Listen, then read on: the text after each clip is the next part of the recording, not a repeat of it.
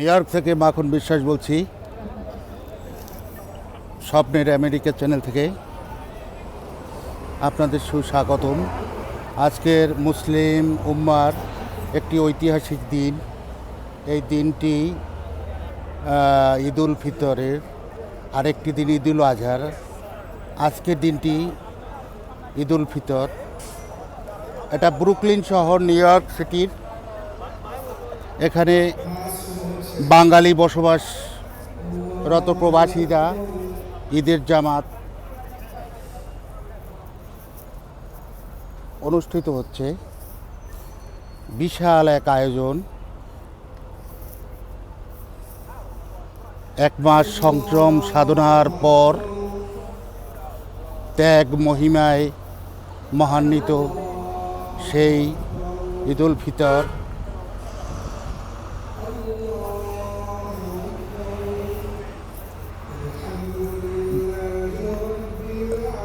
বিশাল লম্বা, বিশাল।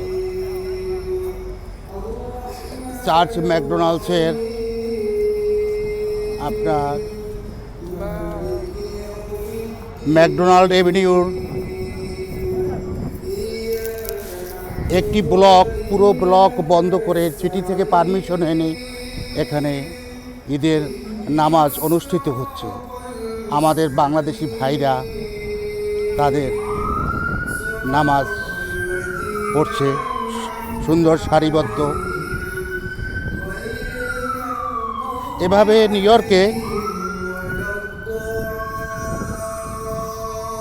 4টি স্থান আছে আমার জানা মতে, যেমন এটা ব্রুকলিন, তারপরে কুইন্সের জ্যামাইকা এবং জ্যাকসন হাইটস, ওজন পার্ক,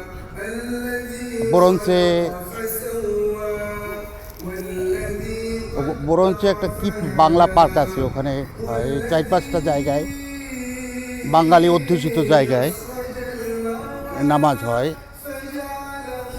কত বড় বিশাল জায়গায়। এতেই অনুমিত হয় যে বাংলাদেশের মানুষ আমেরিকা কীরকম বসবাস করে, মানে ছোট একটি বাংলাদেশ। এই এরিয়াটি ইতিমধ্যেই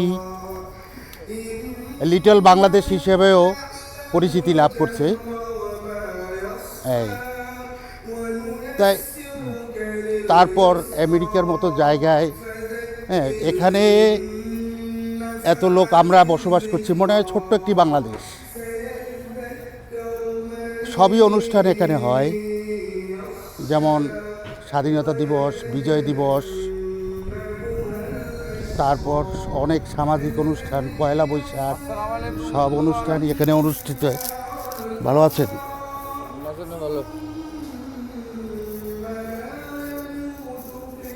নামাজ পড়েন না?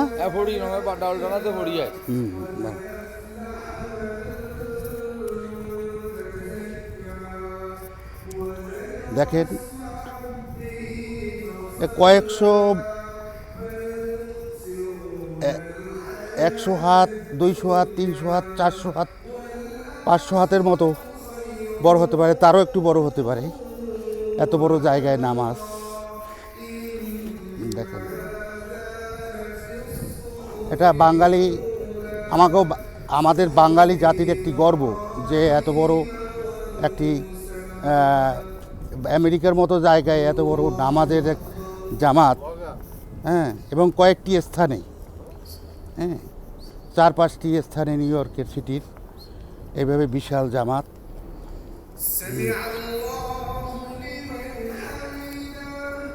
সুন্দরভাবে নামাজ পড়ছে।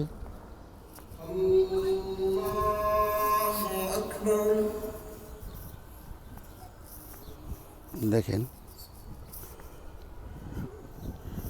আবার কর্নার ওই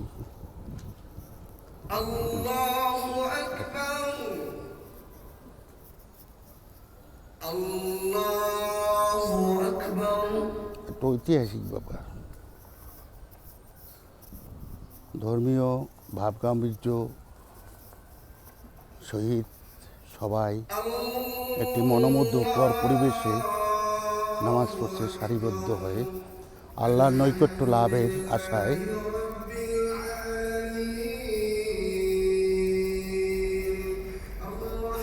একটি মাস তারা সুশৃঙ্খলভাবে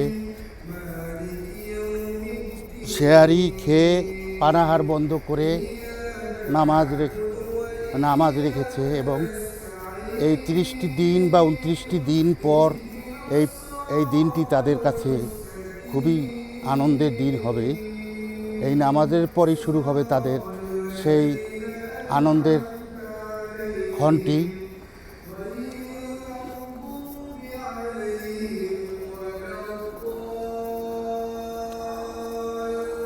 উপর থেকেও একটা প্লেন যাচ্ছে, দেখা যাচ্ছে কি না আমি দেখাতে পারছি না।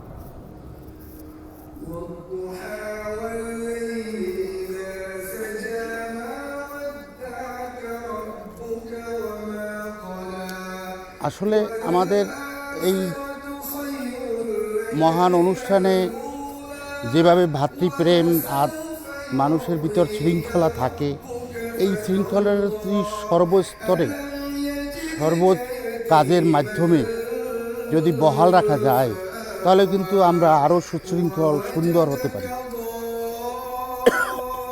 এটা এটা এটা সবাইকেই বলছি, যার যার ধর্ম তারই মেনে চলা উচিত এবং সেভাবে যদি সে সুশৃঙ্খলভাবে মানে তাহলে আমি মনে করি প্রতিটি ধারায় কাজকর্মে উন্নতি হবে। এখানে যত সুশৃঙ্খলভাবে মানুষ সুন্দরভাবে বসে আছে, অফিস যার যার কাজকর্মও তো এভাবে সুশৃঙ্খলভাবে করা যায়। সব কিছুই কর্মই ধর্ম, সে হিসাবে যদি ধরা হয়।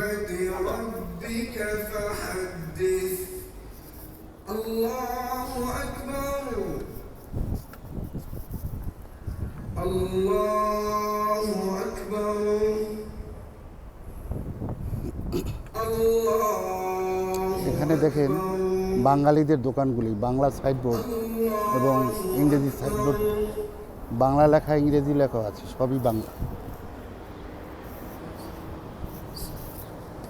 এই রাধুনী রেস্টুরেন্ট একটি উন্নত রেস্টুরেন্ট, এখানে ঘরোয়া আছে, রেস্টুরেন্ট আছে, এটাও খুব নাম। এখানে প্রথম শ্রেণীর রেস্টুরেন্ট ঘরোয়া,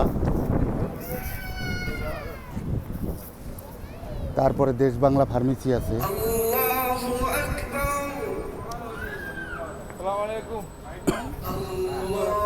তারপর সূচনা মার্কেট আছে,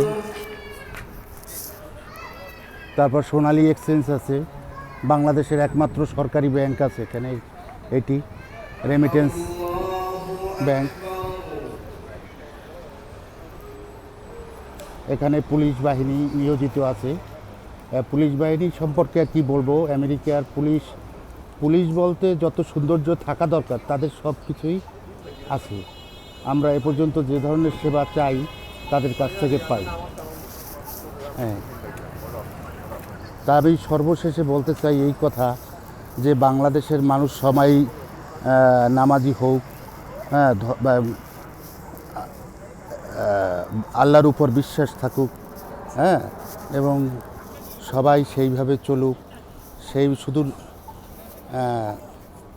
শুধু নামাজের ভিতরেই সীমাবদ্ধ না, সর্বত্র কাজের মাধ্যমে এই যে আল্লাহর প্রতি মানুষের ভালোবাসা, এই ধরনের শৃঙ্খলা সর্বক্ষেত্রে যদি মানুষ হয় তাহলে বাংলাদেশে কোনো দুর্নীতি হবে না, বাংলাদেশে কোনো ঘুষখোর থাকবে না, বাংলাদেশে কোনো মারামারি হবে না। এবং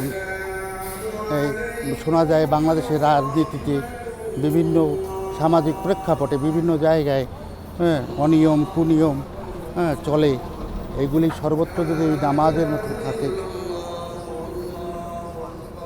তবে আপনাদের এই শুভেচ্ছা জানিয়ে এখানে নামাজ শেষ হলো। আপনাদেরও আমি এই চ্যানেল থেকে বিদায় নিচ্ছি। আপনাদের সাথে আবার দেখা হবে অন্য কোথাও। আমি বলে রাখছি, এরপরে 27 তারিখ আমি আগ্রা তাজমহল এবং বৃন্দাবন যাব, ওখানে আপনাদের ভিডিওতে সাক্ষাৎ হবে। আপনাদের সেখানে সুস্বাগতম জানিয়ে আমি এই ভিডিও এখানেই শেষ করছি। আপনাদের সবাইকে ধন্যবাদ।